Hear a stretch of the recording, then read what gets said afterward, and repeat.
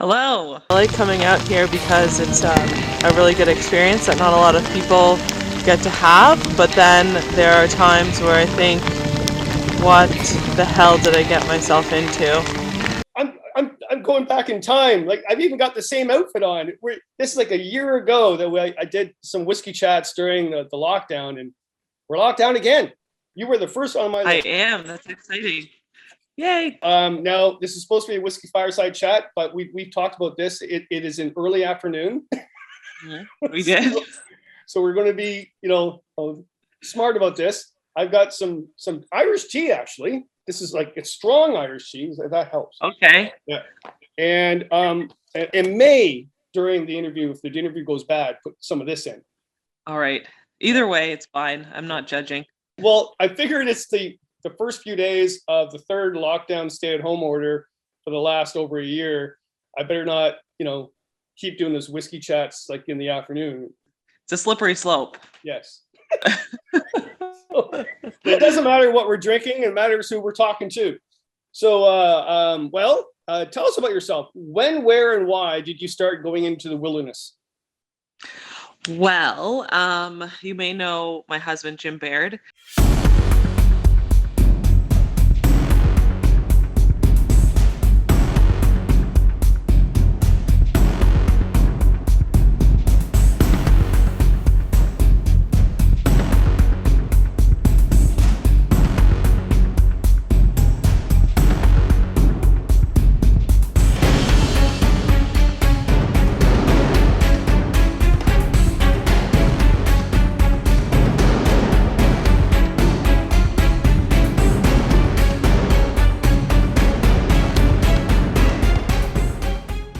He's the one who got me really into it all.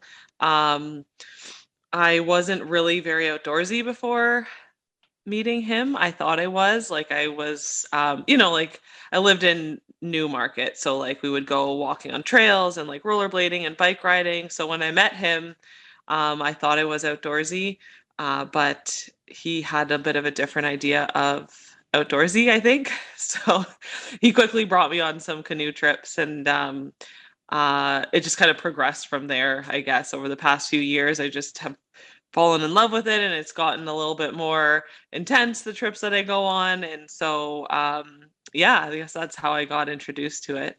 You're like basically just thrown into the fire.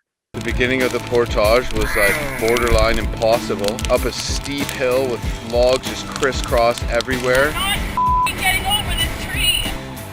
But when we got up into the high country, we found the old Montagnais trail. I found the trail.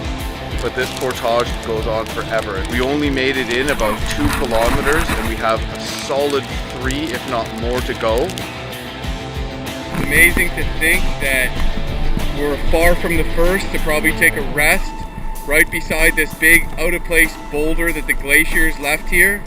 And we're walking on a portage trail that's thousands of years old. Yeah, we're both exhausted, super tough day. I feel like I don't want to wake up tomorrow morning. Yes.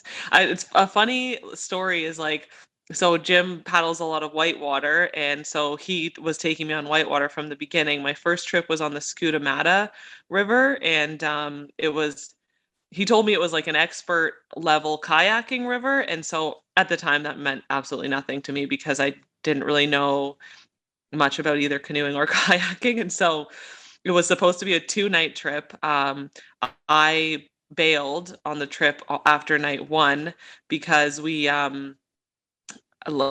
dumped and it was cold. It was like spring, there's ice, ice on the shelves of the river. And so anyways, day 2 of the trip, the first road we crossed, we didn't have any service still at this point, but the first road that we passed, I ran out onto the road, flagged down the first car I saw, and got her to call a cab for us as soon as she had cell phone service. So I bailed on that trip pretty quick. It was pretty traumatizing, but for some reason I went back. But anyway, so after that, it was like whitewater, whitewater, whitewater. And I remember learning that people go paddling in like Algonquin Park and on flat water. And I was like, wait a second, you can paddle on just lakes and not be paddling like major rapids, And so, um, you know, anyways, so I felt kind of duped. Was there any time during those first wild adventures? I mean, you went to Northern Quebec for one of your first trips, didn't you? Yeah, that was my first like fly-in, like multi-week remote wilderness like canoe trip was Northern Quebec, the East Natashquan.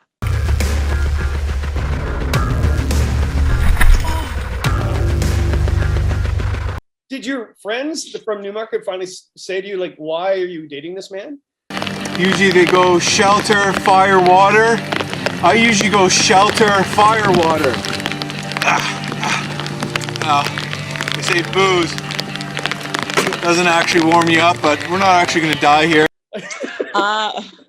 To be honest, like most of them probably don't really even like they do say things like you're crazy, but I don't think they even realize like what it all really means. Do you know what I mean? Like my one friend always jokes and just says that I go out there and I eat whale blubber. Like she really doesn't have any idea where we are clearly, but like she just thinks we're off doing these like crazy things and really doesn't have like any idea what is really really involved. And so yeah, most of my friends and family are just kind of like, you're crazy.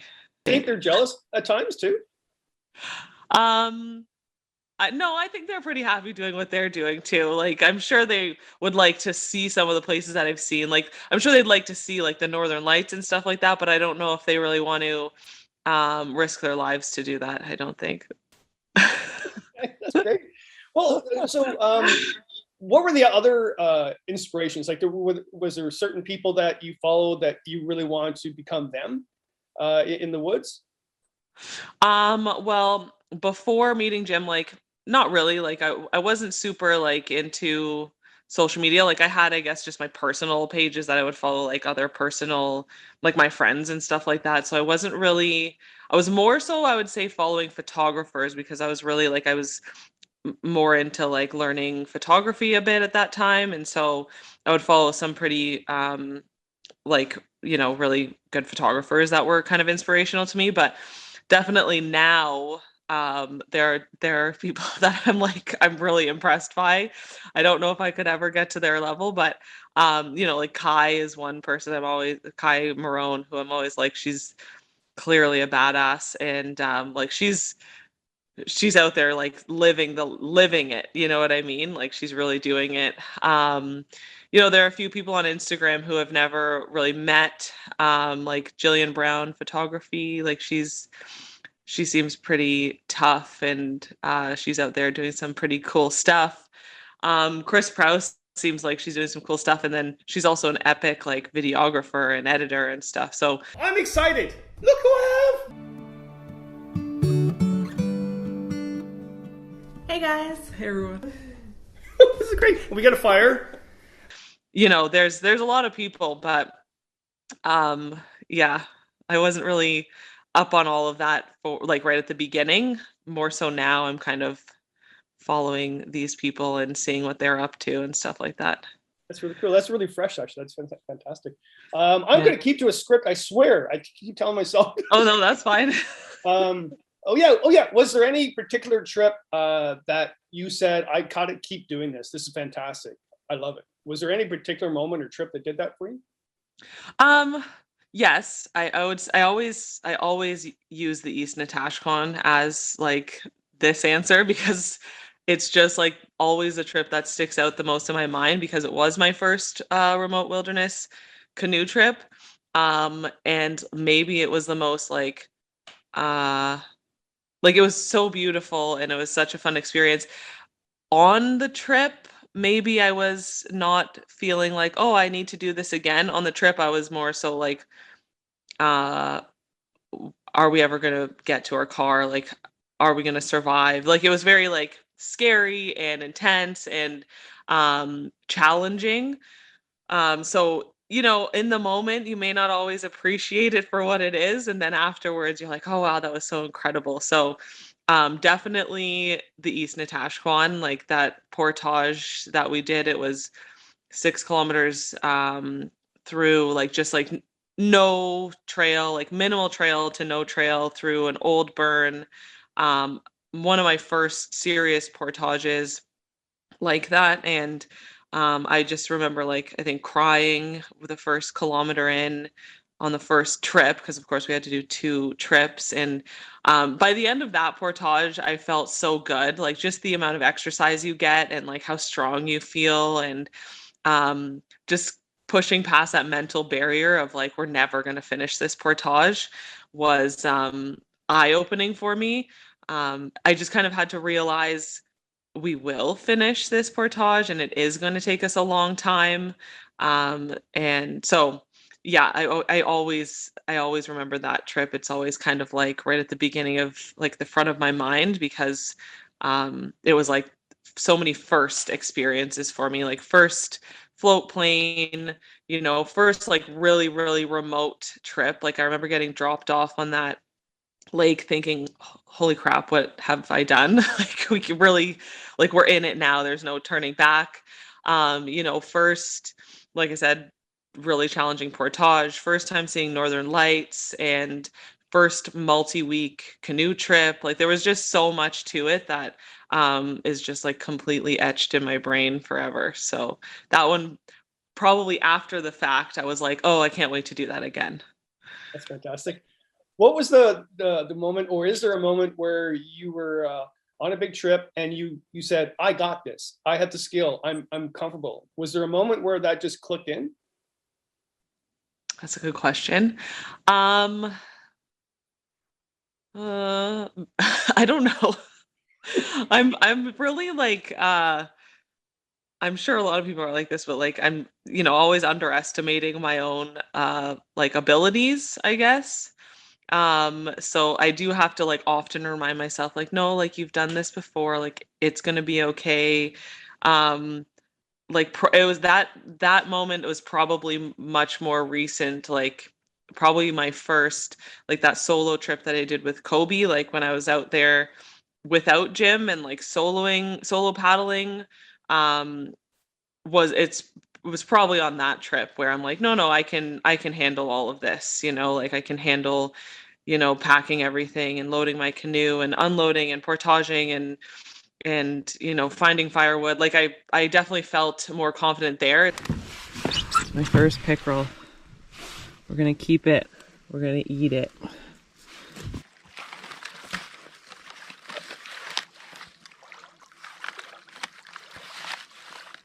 Oh my. Amazing. I don't know. I guess There's lots of meat on there. okay.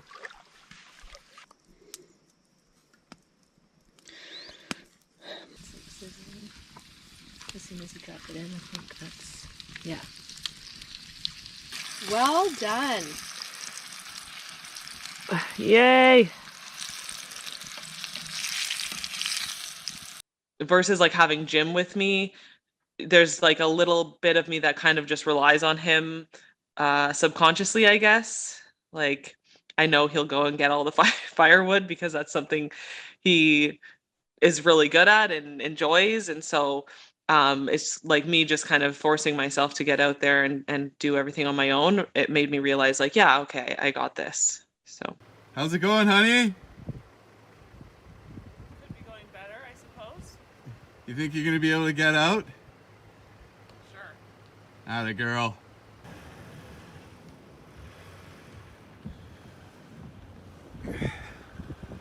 Oh, she's doing it. She's doing it. It's all ice under there. Oh no! Oh, she's stuck. No, she got caught in the snowbank there. Look at that, all ice. I don't know. I think I should go inside because you know you're Canadian when you're out here like this. But I didn't want to miss the action. She's sliding. You're just sliding. You're hooped. You're gonna have to turn around and take a run at it. Oh, she's not gonna make it. Oh, she's doing it. Oh, shit. She did it. Hell yeah. Good job, babe. When I watched the trip when you went solo and you caught your bass and things like that, like you weren't with anybody else, you were just by yourself. That seemed to be very empowering for you. And you had a big smile on your face the whole downpouring rain.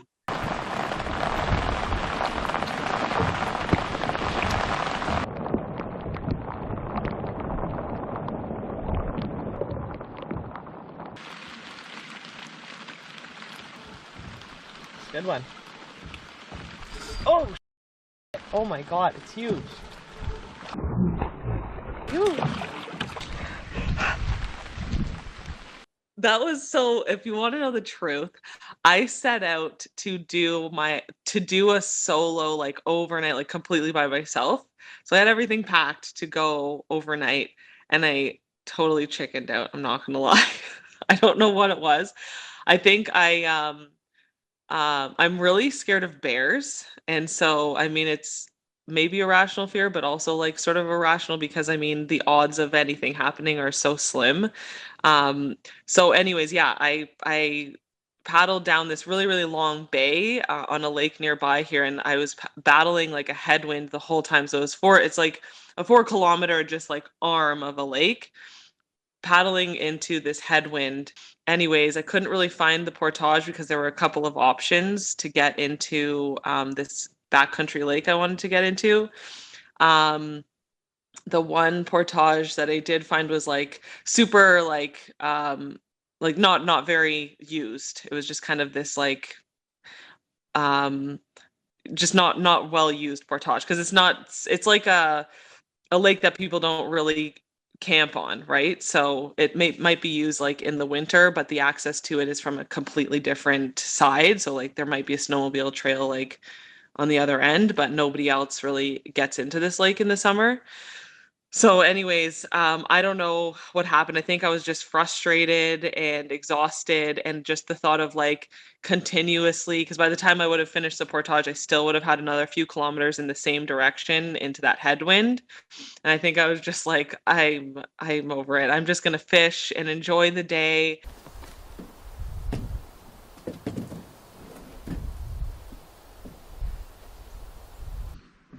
So I'm on my way back out. I just pulled off from the island. You know, this way I can travel with the wind and maybe I can actually fish a little bit on the way, catch some dinner, bring it home to Jim. I'm sure he would appreciate that. And I feel pretty good.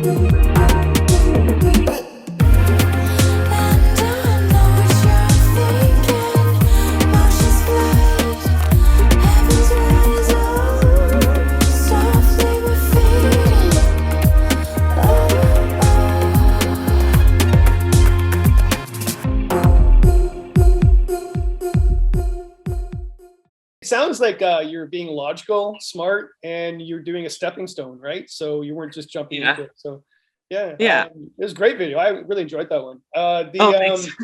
You're on the cover of Outpost magazine. What's with that? You know what? That was really just completely random. The editor of Outpost emailed me and just was like, "Hey, wondering if you wanted to do a story for like one of our print magazines. Do you have anything you'd like to write about?" And so I was like, "Oh, like I can do this, or this." Like listed a few things. Originally, it was going to be like a shorter story, but then she was like, oh, you know, we do have room for like a full feature, like if you'd like to try that. And I was like, sure, I'd like to try that. And then so I wrote it, and she's like, okay, send a bunch of pictures. Keep in mind, you know, if we want to use one for the cover, we'll need one with, you know, XYZ. So I was like, the cover, like, oh my goodness, okay. And so, you know, just like the excitement kind of was building and building. And then, you know, after I had submitted the story and all the pictures, she emailed me and was like, I'm really excited to show you that, you know, this is going to be the cover. And it was just like, oh my gosh, like it wasn't really guaranteed. Like she was like, you know, we might put you on the cover. And then she sent me the approved, like final, this is the cover and here you go. Like it's you. I was like, amazing. It's a really good read. And the trip that you did was freaking awesome. This river crossing is really sketch. I'm actually really nervous for Tori right now. I offered to go back and help her get her bag, but she said no. But I'm a little concerned. Take your time! Okay, this part's deep. You did it! Come on, Buck! Come on! Yes, that was, yeah, that was another one of my favorite trips for sure. Really, really, really, really challenging, but just the feeling you get when you complete it is like every day when you get to camp and you've made it to your goal for the day, you just feel so incredible, even though you're like broken and your legs are killing and your feet are swelling and you feel like you're not going to be able to move the next day. You just feel so incredible. Like it's unlike anything I can ever describe, really.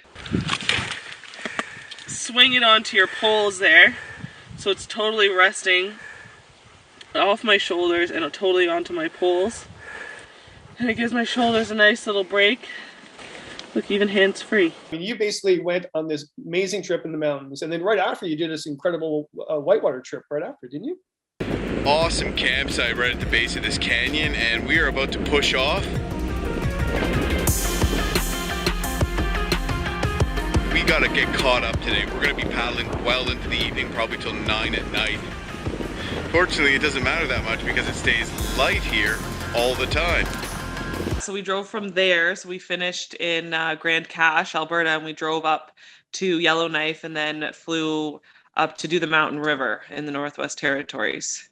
Really, like, it was kind of our celebration. Like, we call it our pre-honeymoon too, because we were getting married like a month after we got back. And also they had won Alone earlier that year. So it was kind of like celebration / pre-honeymoon, I guess. So, you know, a trip of a lifetime for sure. That's fantastic. And how did you get that gig with the commercial when you went into the mountains with the Novacraft canoes?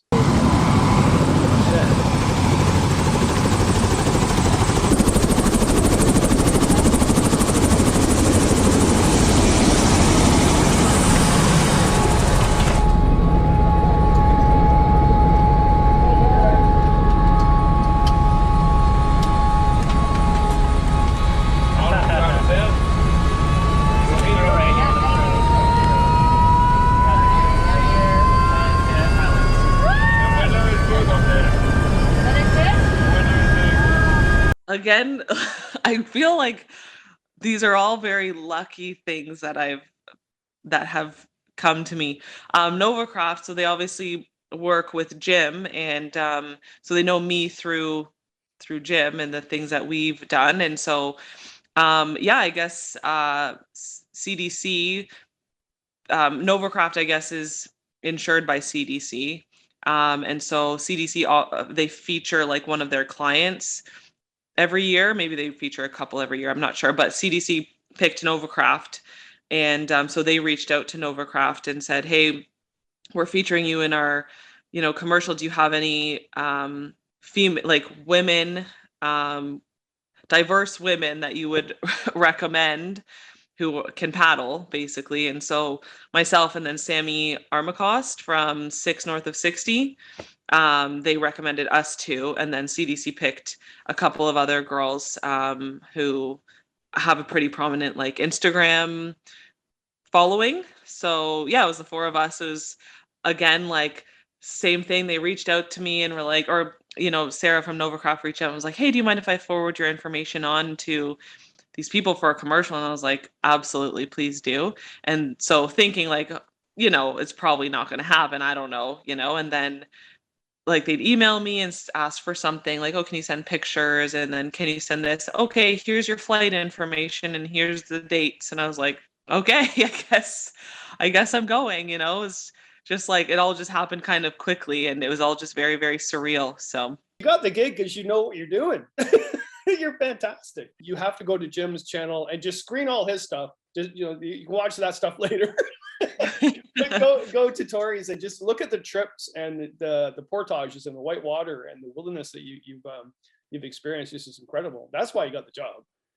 Well, thank you. Yeah, I mean, like I said, I kind of underestimate myself a lot. Like I have to remind myself, like, yeah, I have done a few trips that I've gained a lot of experience and like skill through, and just eventually got to a point where I'm like, oh, I guess I do know what I'm doing, So And you're a mother.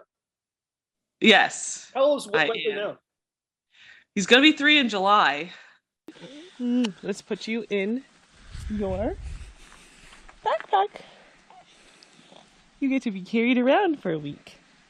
Have you ever had anybody, you take Wesley out in the woods, and some, not really remote, but somewhat remote. I mean, the Killarney trip. Ooh, this looks treacherous, eh? Yeah, a little bit. But we'll just take our time.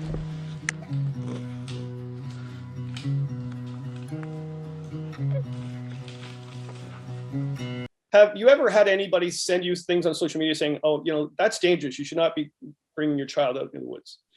We've had a couple of comments, like mostly on Jim's YouTube. I don't post too much of him on my Instagram. I don't know. People don't like kids. So yeah, like not to say like, oh, I'm just gonna like hide him away so I can get more followers, but I'm definitely like, I'll post a few things here and there. I don't want to make it all about Wesley or anything, but I've noticed, unfollows when I post a kid. Whatever, that's fine. Like not everyone wants to see a baby on their Instagram. That's fine. I'm not judging. This is Wesley's first backcountry canoe trip. It's just gonna be one night, but we'll see how it goes. We're not far from home. Hopefully everything goes well.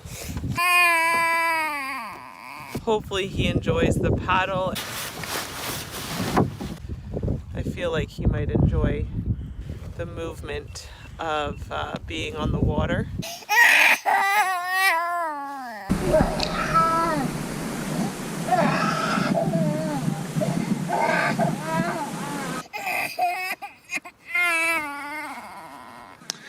So far, not so good. So we did the Killarney trip, and there was like a shot of Wesley crying in the tent. Like he had just woken up. It was morning. He was crying because we had taken too long to like pack everything up and like start feeding him, basically, right? So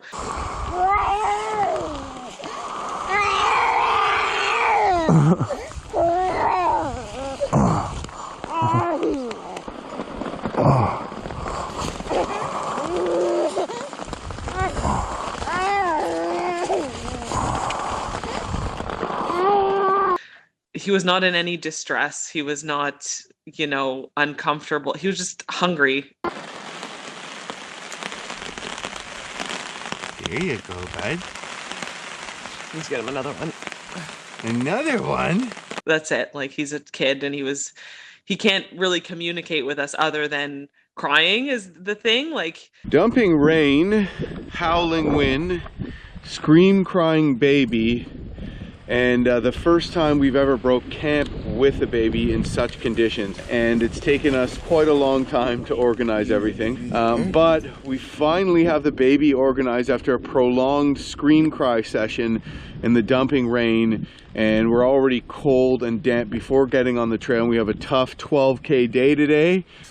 And there's my pack, ridiculously huge and heavy as always. he's not talking, so his way of communicating is, crying, really. And so we pulled him out of the tent. I had him all covered up and like in a rain jacket and a poncho. And Jim had already set up the tarp. So like literally it was just Jim grabbing Wesley out of the tent and bringing him over to under the tarp. Like maybe a few raindrops fell on his poncho.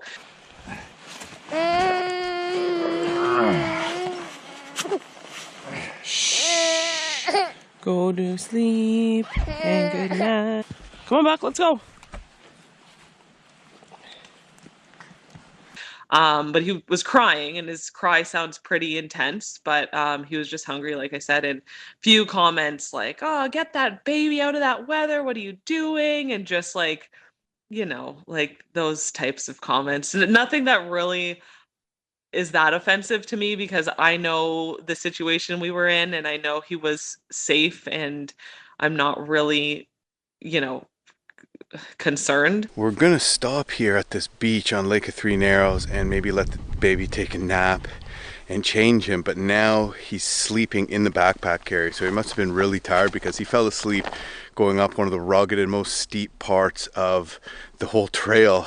And then of course there's the YouTube, like you have to edit the videos to add a little bit of drama, so maybe it was more dramatic than it actually was, but yeah, 2 people commenting saying they're going to call Children's Aid on us. I'm so glad you had the child out in the woods. I know. Well, like I said, so I mean, Wesley has a genetic syndrome called FOXG1. So we have so many people involved in his life. Like we have his pediatrician, his family doctor, we have physiotherapists, OT, speech and language. We have 3 specialists at sick kids. We have so many people. We have just like people coming to our house to just see how he's doing, and how's all the therapies going, and what do we need. So we have many people very heavily involved in his life. Like I have probably get 3 emails a day just scheduling appointments for Wesley. They're well aware of our lifestyle and what we do and where we take him. We would never take him anywhere. Like the other thing is we're not stupid. Like we're not unaware of the risks, and so always extremely prepared. And we would never take him in a situation that we don't feel we can handle. Of course, there's always a risk of bears coming into the camp, I suppose. What does that mean? We should never take him outside? Should we just leave him indoors at all times? Like it just, his pediatrician thought it was really good that we were taking him on the Killarney trip. We told him all about it because this was like before we got a diagnosis, but after he had seizures. So we knew he needed seizure medication, and we're like, well, we have this trip planned. Do you think it's okay? Like, this is where we're going. This is what we're doing. He's like, absolutely. Like that's so good for him that he's, to be out in nature, and, it's just anyway. So for people to say they're going to call Children's Aid, I'm going to be like, I'm pretty sure Children's Aid would already be called based on the amount of people who are dropping by and all of these things to check on him all the time if they were concerned. You know what I mean? So anyways. Going off to the same thing. I mean, you've been in this world for quite a while. Do those social media comments really get to you, burn you, or do you just walk away and laugh at it?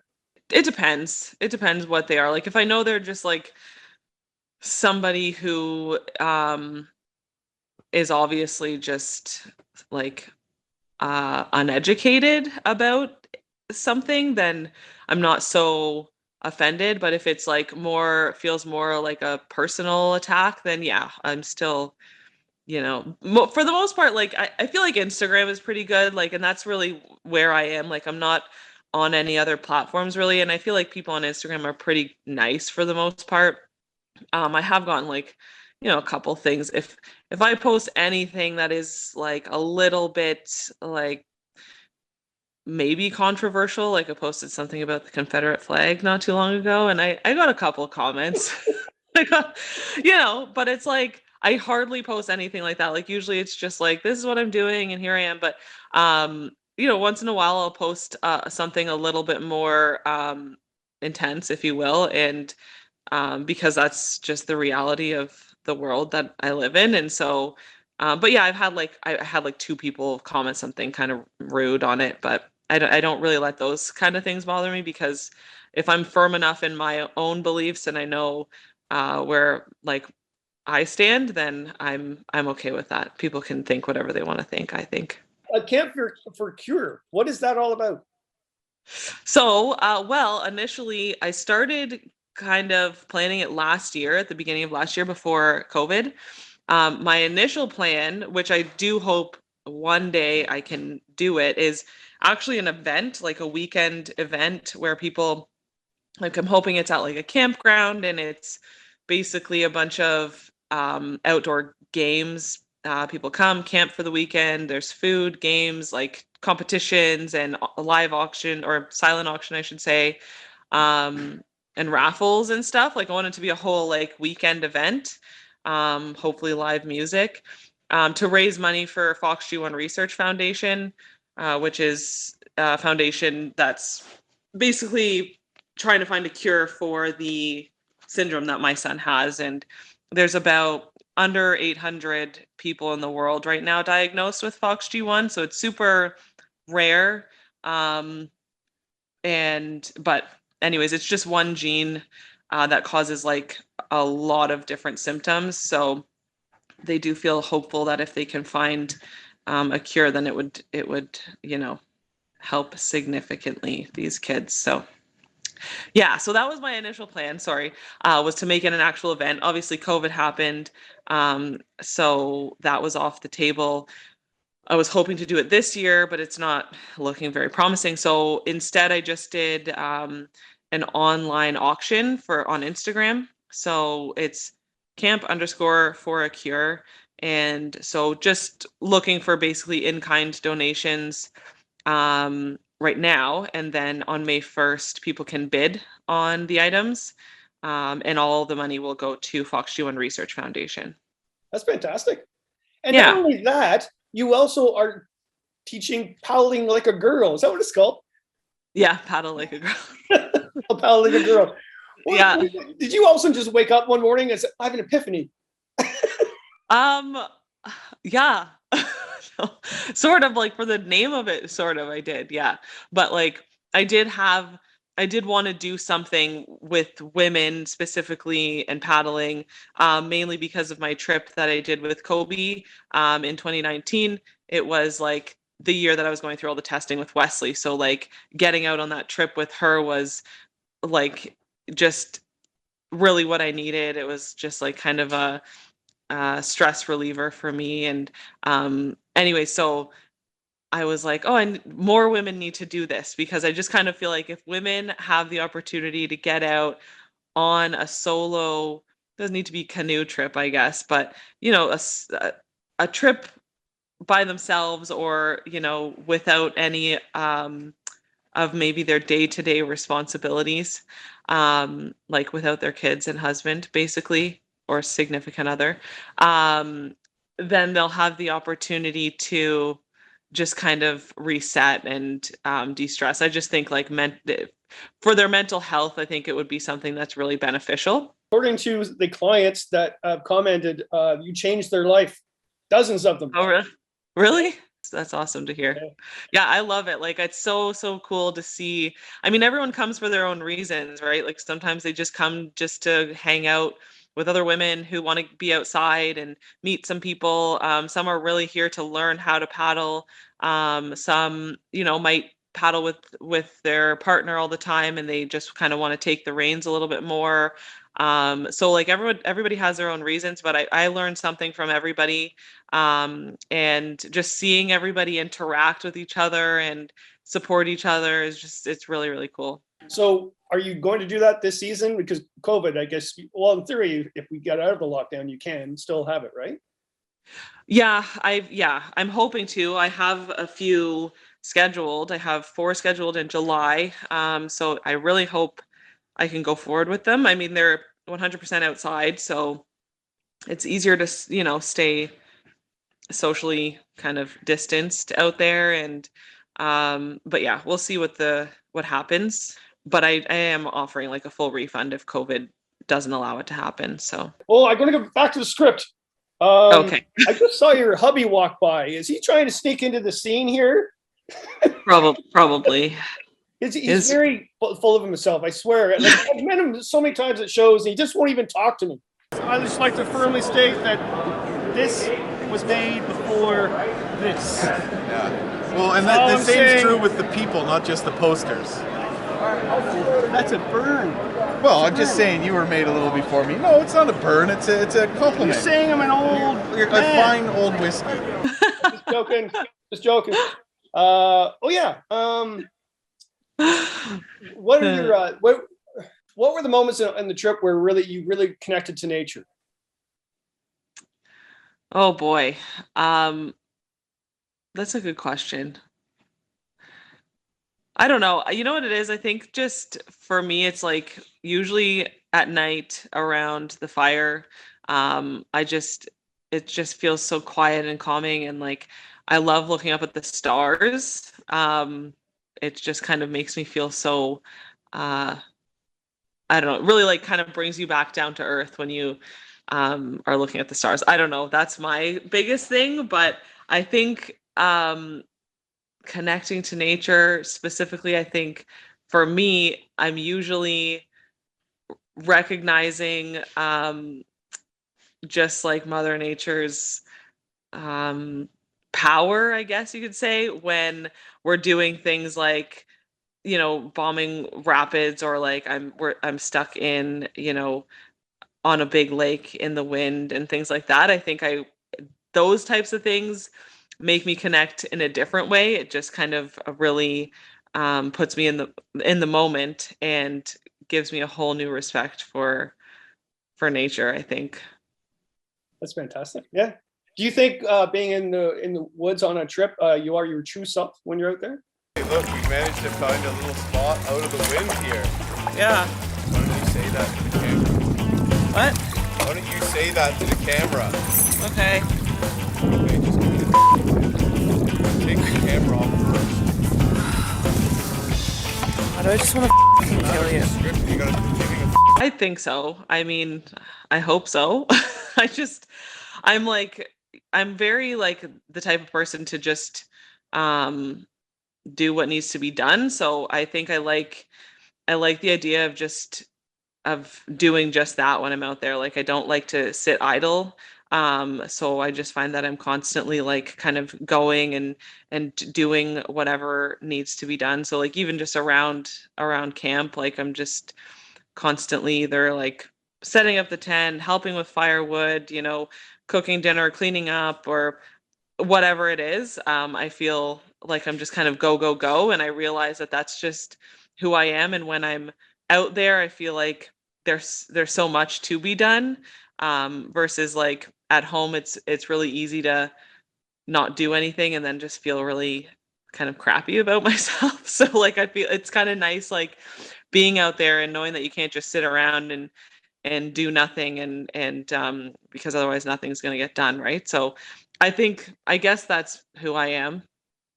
I think did that answer your question? Yeah. And the reason why I asked that too is that when I'm watching the films with you and Jim, you are your true self. Like you throw it back at him like no tomorrow, and I love it. Stay further left. Don't go that way. Come up towards me. Come up towards me. They're real people. Oh yeah. But I mean, that's I do that at home too. We don't need to be out in the bush to do that.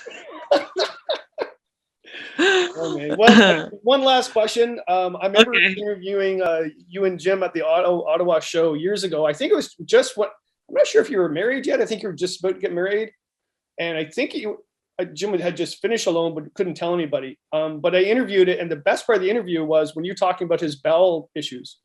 So you tell me the one big misadventure that he had that he's never really told the public yet. That he's had? Yeah. Like, does he have consistent bowel movements out there? He's a lactose intolerant. I don't know if you know that. An adventure and he in insists bowel on bringing cheese, and we always have cheese every day. So that's probably more Tori, information that's than you need to embarrassing. know. God.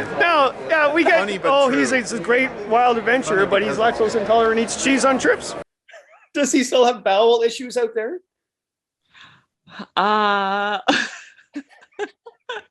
He's still a lactose intolerant, if that's the question. That is the question. All right, and I hope he was in the room so he could hear that. So he yelled from Giardia. So he has had Giardia twice, I guess. And so after one of the times he had it, he found that he was still having like the symptoms of it. And I guess he went to the doctor and they said, I guess Giardia had caused him to become lactose intolerant. So The reason I'm asking that question, there was a reason. One is to get a giggle out of him, but because I but the other is I remember doing that interview, and that's when I first met you, and I walked away thinking I really like that person. That was an awesome answer. Oh man. Well, Yeah. cheers. I'm going to put a little bit of Bailey's in because it's Yes. now 3. So Oh my. Okay. oh, I think it's Old Bailey's. I don't know if I should try it. Here comes Jim. Oh. Yes, here, cheers before Cheers. Jim comes in here. Oh, hey guys. Hey, Hi. I heard my name a few times. Turn around and show everybody your man bun.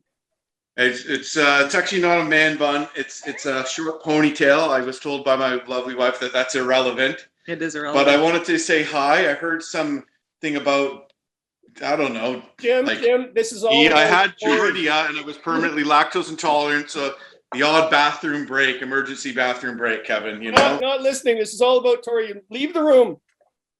All right. I just wanted to come in and vouch for myself. But Bye. Bye. He's going to beat me up, isn't he? Oh. One of these days he's going to lose it on me. Well, this is fantastic. I'm so glad we could do the interview, and I'm so glad I'm doing these chats again. It's a good way to do the whole lockdown again because we're on a little school. Totally. So good luck with that. Bailey's is bad. I can't drink that. It's all chunky. Ooh. Have you ever tried the 40 Creek cream liqueur? That's in the fridge. I should have used that. That's what you need. Are you guys done yet, for Christ's sake? I want to have a Bailey's with you afterwards. Jim wants to have a Bailey's with you afterwards.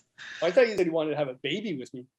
That would be very challenging. Thank you so much. Yeah, can you cut all that, or is that? I can actually. You know what? I can edit it. That's a good idea. The search for the hot springs has been successful. Success. Now I get to hang out in the hot springs with this babe. Woo! Well, thanks a lot for the interview, and good luck for the Pal Like a Girl. Pal Like a Girl, yes. And also Camp Procure is fantastic. And say hello to Wesley for us. I will, for sure. Thank you so much. Cheers. Cheers.